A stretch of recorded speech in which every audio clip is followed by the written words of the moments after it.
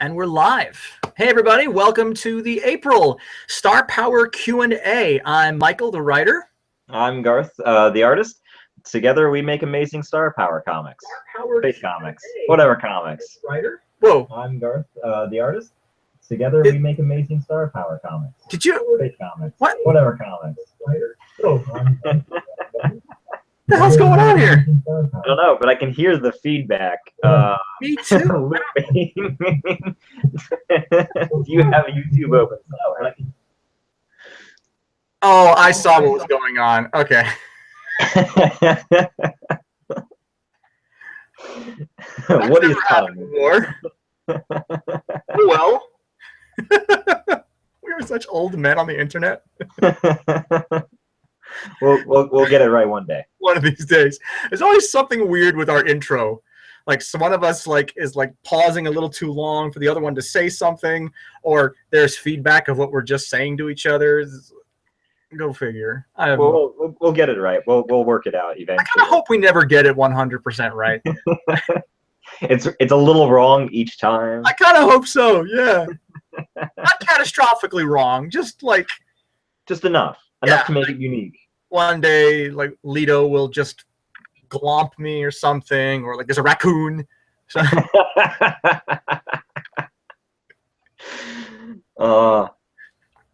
Anyway, this is when we do, it's our monthly Q&A where patrons of our $10 a month and above pledge level can submit questions to us. It can be about anything at all, and we'll gladly answer them for you.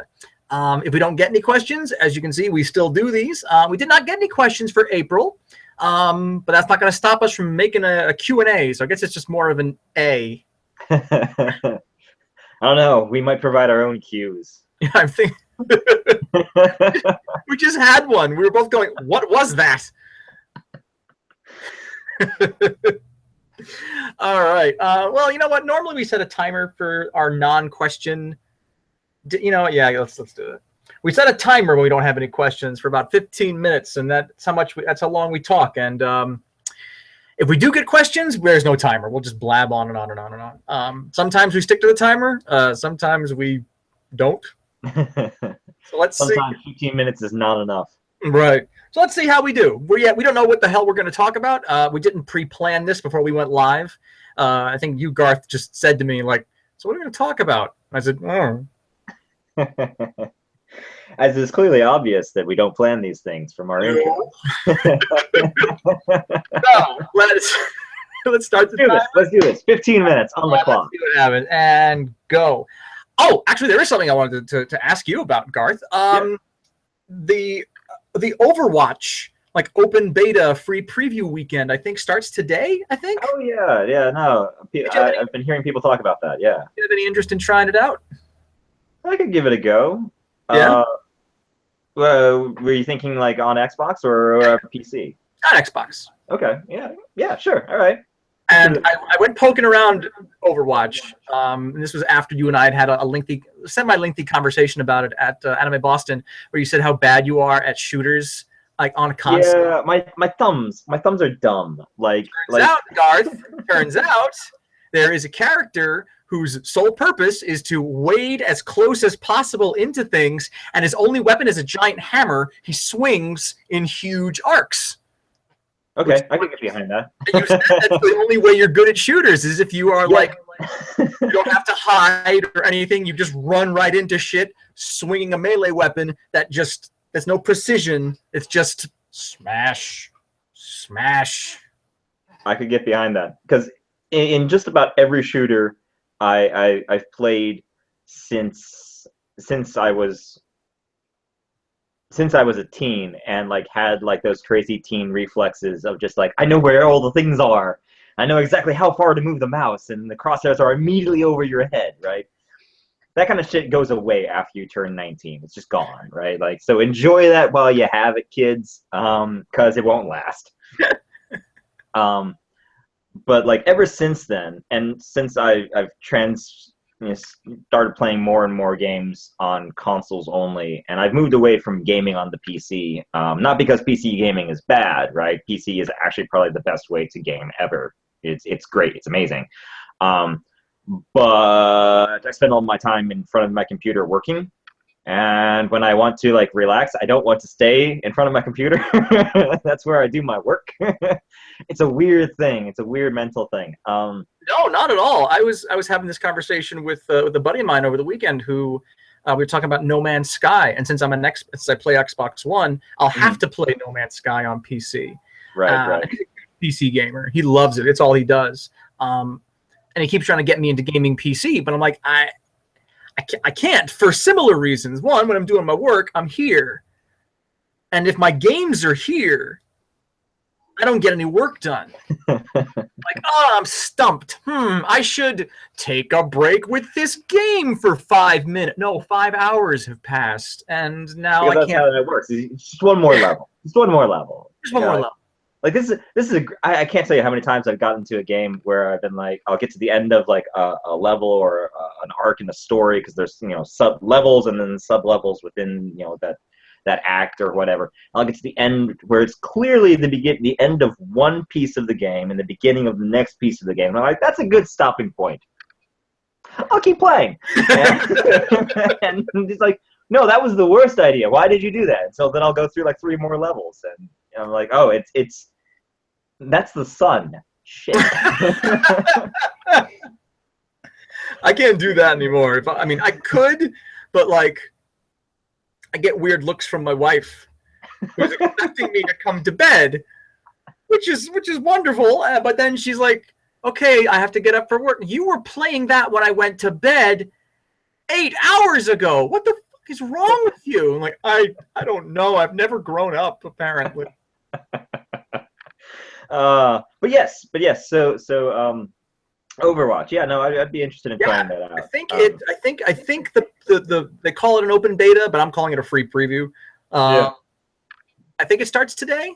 Okay. And my buddy Jesse, who'd gotten into like an earlier closed beta, had some cool things to say about it. Like you can switch characters mid-match. Like if you die, you're like, oh, this isn't working out. All right.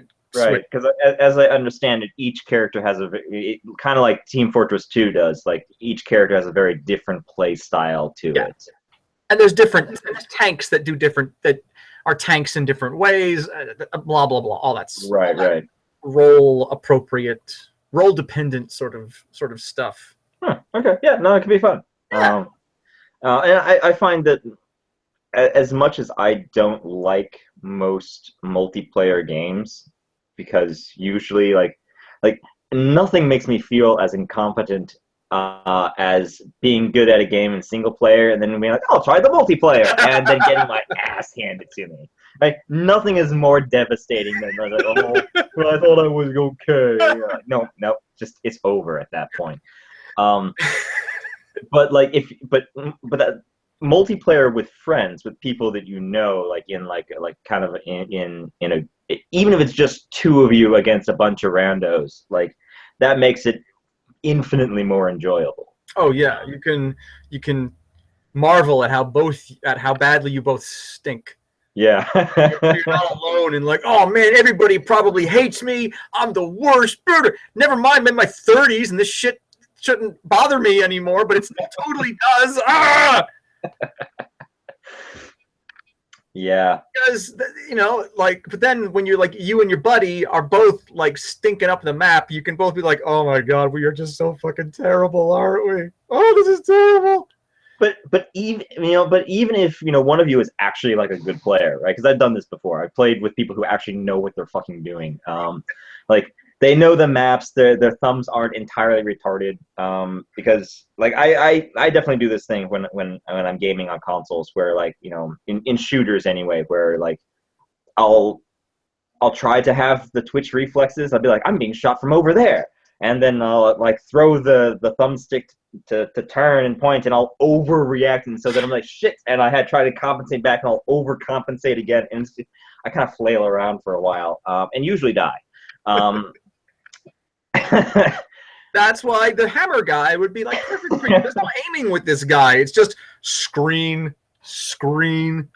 From what I've been told, anyway, or from what the Overwatch website. And that I could definitely get behind, because my general tactics for shooters tends to be run at the problem and kill it till it's dead. And if I die instead, repeat step 1. Because, dying isn't really a big consequence. It's just like, it's something inconvenient, but whatever. I definitely have like the Soviet Russia a tactics plan. Just throw men at the objective until you get it. Or Warhammer 40K if you want to up the numbers. Yes, yeah. Billions. Both the Zerg, no. The Imperium of Man? The Tyranids, sorry. Zerg, the StarCraft, which is like 40K. Yes, that's but and anyone who's offended by that statement needs to get over it. But the Zerg are like the Tyranids anyway. But yeah, no, both the Tyranids and the Imperial Guard definitely are like, we've got bodies, whatever. Yeah, just throw people at the guns until they clog up the guns. Sometimes literally. You've had a beautiful explanation for what the Imperial Guard are like. It's like just some guys with like flashlights running around like a war zone trying to be effective. I wish I could take credit for that. I forget where I saw that or where I read it, but like that kind of explains like, your armor, if you're Imperium of Man or Imperial Guard, I don't even see. I know about this much of Warhammer 40K. I know what I know of Warhammer 40K from Space Marine, the Xbox 360 game, which by the way has a fantastic soundtrack. Okay. Beautiful. I never buy tracks from game soundtracks, but I bought 2 tracks from that one, and fucking good. Very underrated game. Not the most brilliant game in the world, but like really solid voice acting, beautiful soundtrack, and great introduction to what that terrible, terrible, terrible world is like. I don't mean terrible in that it's ill-conceived, terrible in that it's just fucking terrible to live there. It is the grim, dark future, right? Grim darkness of the far future. There is only war. I want to help. There's no helping. There's no help. No, I don't belong in that universe because I want to drop Star Entire universe of attrition, right?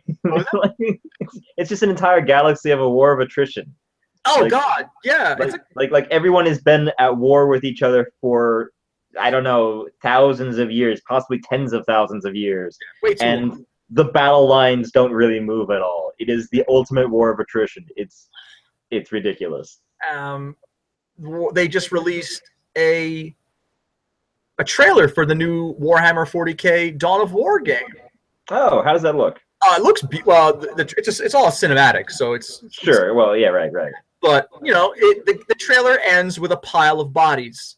Literally, like the bodies are falling from the sky into a giant pile. Dawn of War. I'm like, the tone I've come to know. Yeah, that's like, that sounds about right. Yeah, that's about right. Yeah. And of course, the knucklehead in me is still like, I want to help.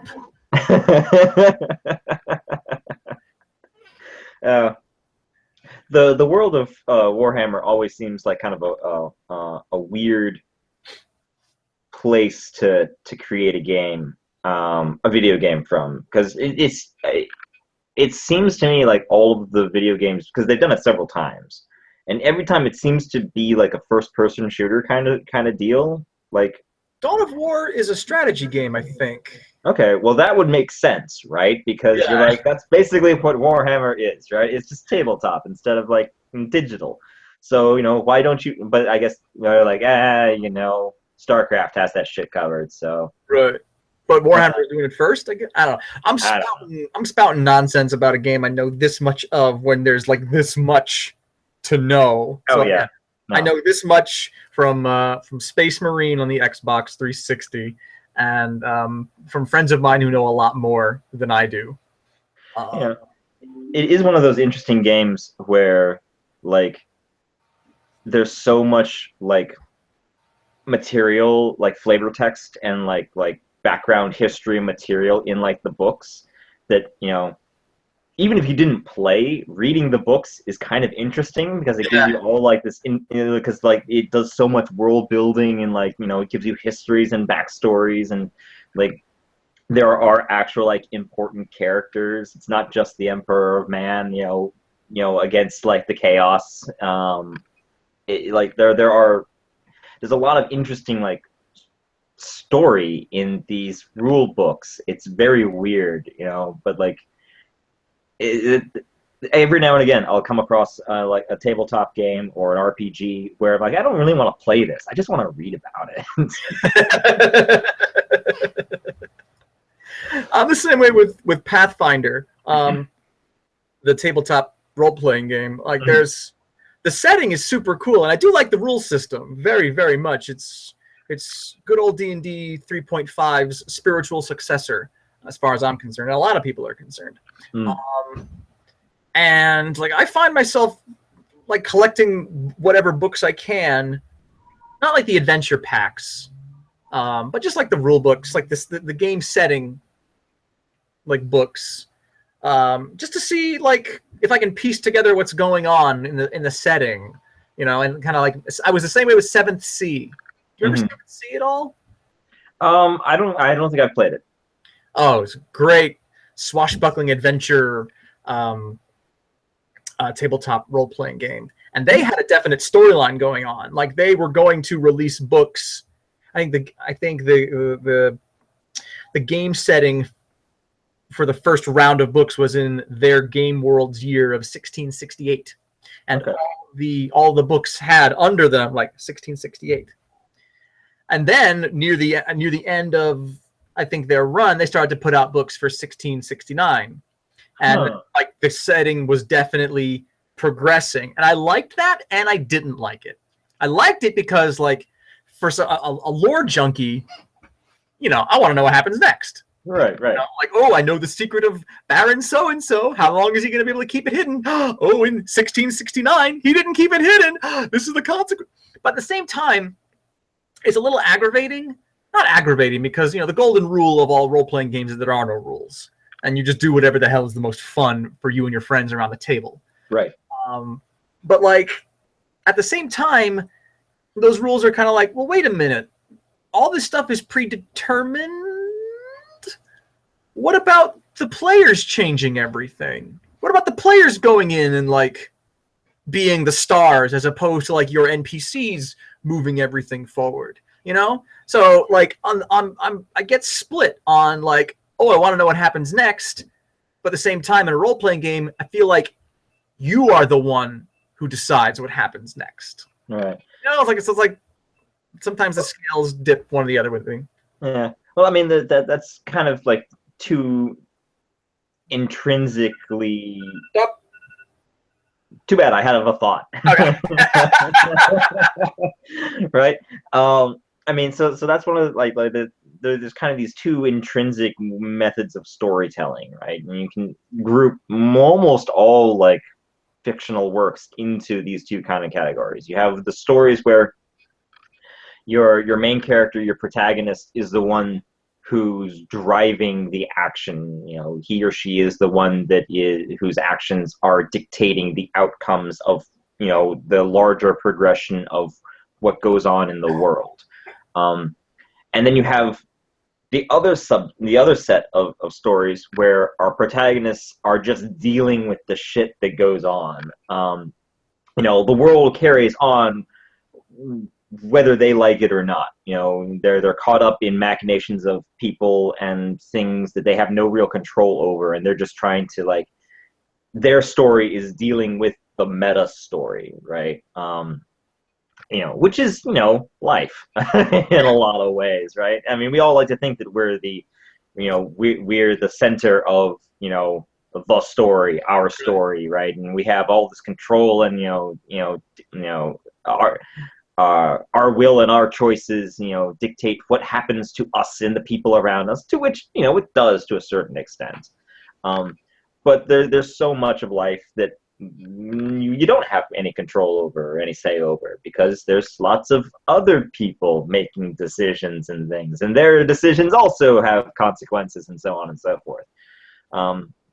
So it really kind of, they're two very different styles of storytelling, and you can tell very interesting stories either way. But I do agree with you that it's difficult, or not necessarily difficult, but it in a role-playing scenario, right? Depending on the kind of gamers you're playing with, right? Sometimes it's best to just be like, nope, shit's happening. What are you guys doing with it?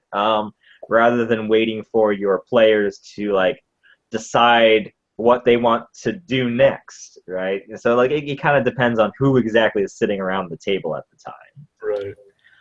If you on a quick little note to end on, just because we hit our 15-minute mark. We hit our 15-minute, and you said something. Oh, hi, Scamp.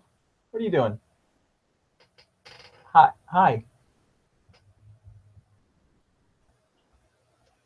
Cat's on the internet. Cat, ladies and gentlemen. This is Scamp. He's a little chunky. It's because he's so happy. Anyway, so you've seen the latest epic rap battle of history? Between George R.R. Martin and Tolkien. Tolkien. Yeah, no, I haven't seen it. I've heard that it exists and that it's amazing. It's really good. One of the lines, because one of the lines in it, I was reminded of it from something you said just now about the more realistic way things happen in stories is like, you're not in control of the world around you. You have to just sit and react to it and as best you can, which is great. But like, my favorite line in the epic rap battle is Tolkien saying something along the lines of like to George R.R. Martin, like, yeah, having characters die randomly is truer to life. But guess what? The genre is called fantasy. It's supposed to be unrealistic. They say a lot better than I do, but that was it for me. I'm like, oh my God, that's perfect. Yes. That is great. I like it. I know. It's like, oh, right. We got into fantasy to escape how fucking terrible the real world can be. All right. We are done. Thank you guys so much for listening to us ramble on and on for about 15, 20, 25 minutes, however long we've been on. I don't even know anymore. If you are a patron of our Patreon and you are a $10 a month or higher subscriber, feel free to submit questions to us. Shortly after we post this online, we're going to have our May Q&A question thread posted, so take a look for it on our Patreon page. And reply to the thread with whatever questions you have. We will be happy to answer them. And yeah. I've been Michael, the writer. I'm Garth, the artist, and thank you guys very, very much for all of your support. Yeah, we really, really appreciate it. And we will see you next month. Take care.